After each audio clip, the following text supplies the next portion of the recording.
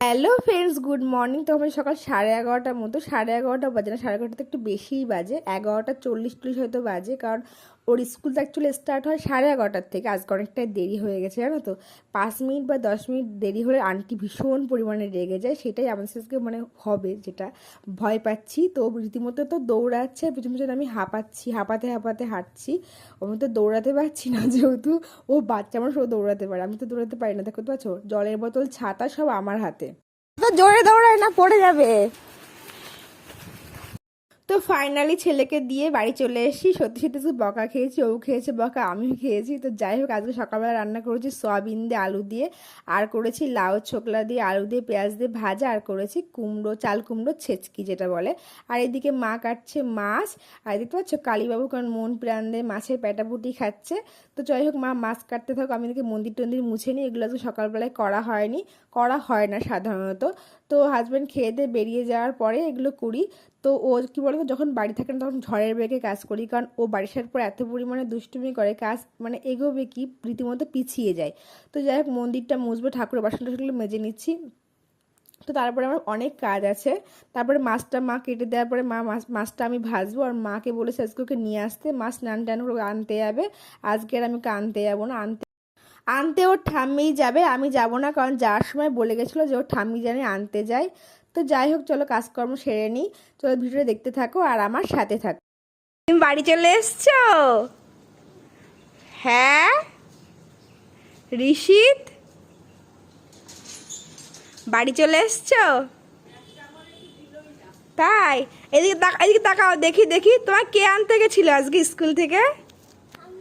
তাই তুমি খুশি? হ্যাঁ বলো। তাই? আজকে ঠাম্মিকে দেখে খুশি হয়েছিলে? হ্যাঁ, বলার ইচ্ছা নেই এখন। স্কুলে আজকে কি অর্ধেক ডিম দিয়েছে না ফুল ডিম দিয়েছে?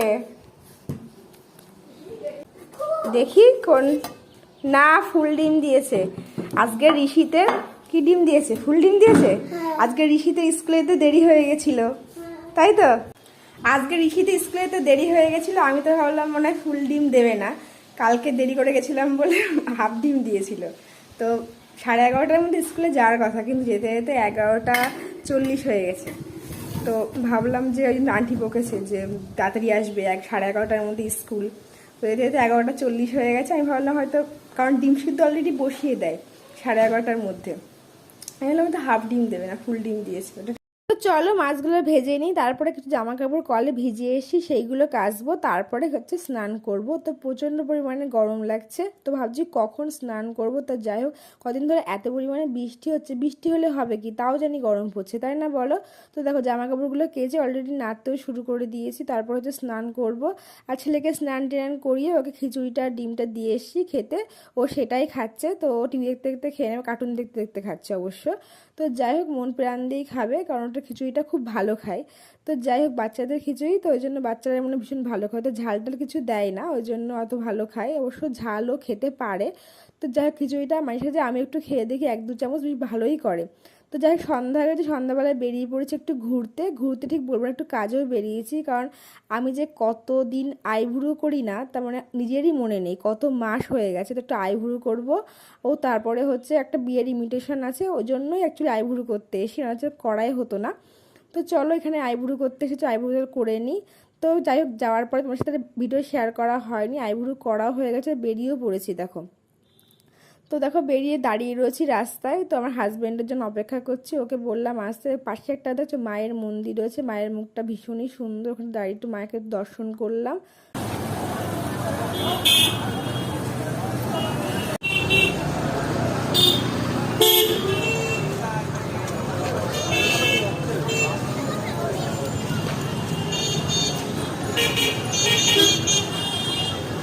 তো তারপরে চলে এসেছি ফুচকার দোকানে, আর বাজারে এসেছি, ফুচকা খাবো না এটা হতে পারে? আমি না ফুচকা খেতে ভীষণ ভালোবাসি, বিশেষ করে এই দোকানের ফুচকাটা খেতে আমার এত ভালো লাগে কেন জানি না, কারণ বড় বড় ফুচকার সাইজগুলো আমি, আমার ছেলে, হাজব্যান্ড সবাই ভীষণ ভালো খায়।